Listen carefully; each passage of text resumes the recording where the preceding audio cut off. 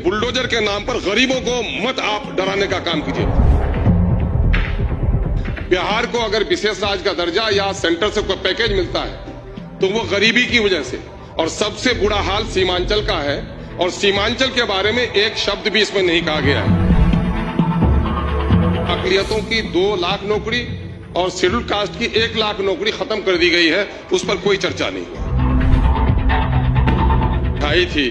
और राष्ट्रीय स्तर पर इसका चर्चा हुआ कि बिहार में जाति आधारित गणना हुआ, लगभग 500 करोड़ नकद और सरकारी कर्मियों के खर्च को जोड़ रहे तो 5000 करोड़ का खर्च हुआ है।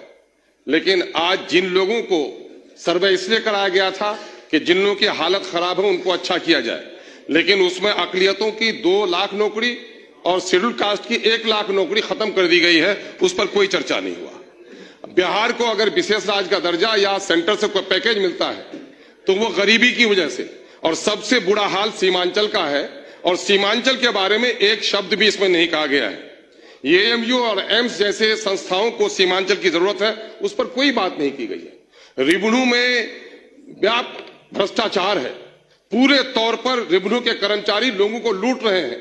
साइकिल, पोशाक, मध्याह्न भोजन सब जोड़ लें, जितना आप देते हैं उससे कई गुना ज्यादा रैयतों से लोग वसूल कर रहे हैं, उस पर कोई कार्रवाई नहीं हो रही है।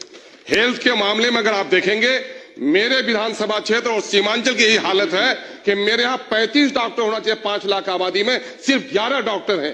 क्या आज के दिन में भी हमारे साथ यही नाइंसाफी रहेगी? एजुकेशन का हाल चौपट है।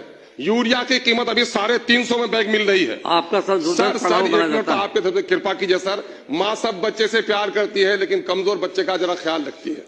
महोदय, मैं आपसे कहना चाह रहा हूं, सीमांचल कटाव है और वहां पर कटाव के सिलसिले में कुछ भी काम नहीं हो पा रहा है। मैं आपको यह भी कहना चाहता हूं कि इस वक्त कब्रिस्तानों की घेराबंदी बड़ा काम नहीं है, मामला लॉ एंड ऑर्डर को दुरुस्त बनाना है। इस वक्त गरीबों को उजाड़ा जा रहा है, और माननीय मैं गृह मंत्री से कहूंगा कि बुलडोजर एक खौफ का मामला हो गया है। कानून का राज जरूर स्थापित कीजिए, लेकिन बुलडोजर के नाम पर गरीबों को मत आप डराने का काम कीजिए।